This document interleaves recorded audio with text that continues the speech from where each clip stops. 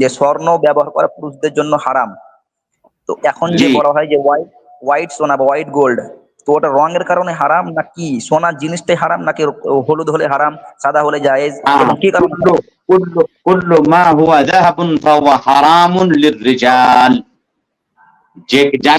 যেটাকে সোনা বলে, এমনি সোনা পিতলকে সোনা বলে দিলে তো সোনা হবে না।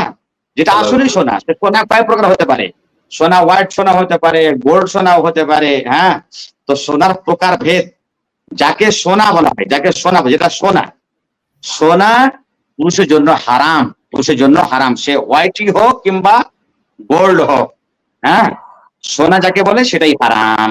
জি সে হারাম কেন, এটা বলতে পারবো? কেন জানা যাবে এটা, যে হারাম কেন জি পুরুষদের জন্য আচ্ছা, সোনা ব্যবহার করা হারাম কেন? হারাম কেন? হারাম কেন, প্রথম কথা হলো যে আল্লাহ নবী হারাম করেছেন। হ্যাঁ, আল্লাহ নবী হারাম করেছেন।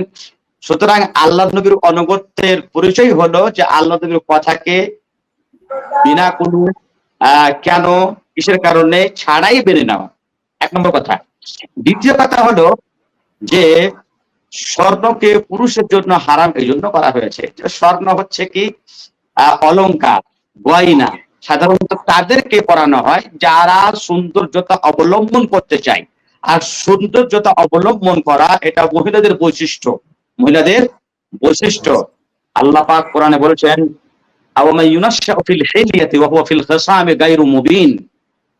মহিলাদের সম্পর্কে বলছেন যে ওই মহিলা, যে মহিলা অলংকারে, সোনাতে, গয়নাতে তার পালন পোষণ হয় এবং সে কথা বলতে গিয়ে কথা ভালো করে প্রকাশ করতে পারে না, তাহলে আমরা সবাই জানি যে পৃথিবীতে মানুষের যে নেচার বা মানুষের যে ফিতরাত বা মানুষের যেটা প্রাকৃতিক, সেটা হলো এই যে যারা মহিলা তারা অলংকার দিয়ে তারা সৌন্দর্যতা অবলম্বন করে, পুরুষেরা করে না। সুতরাং যেই পুরুষ গয়না গাঁঠি গলায় দিয়ে হাতে দিয়ে সৌন্দর্য অবলম্বন করে, সেজন্য সে মহিলার একটা তাশাবহ বা সাদৃশ্যতা গ্রহণ করলো। আর সাদৃশ্যতা গ্রহণ করা ইসলামে জায়েজ নয়। ওই জন্য পুরুষদেরকে জন্য সোনা ব্যবহার করা হারাম।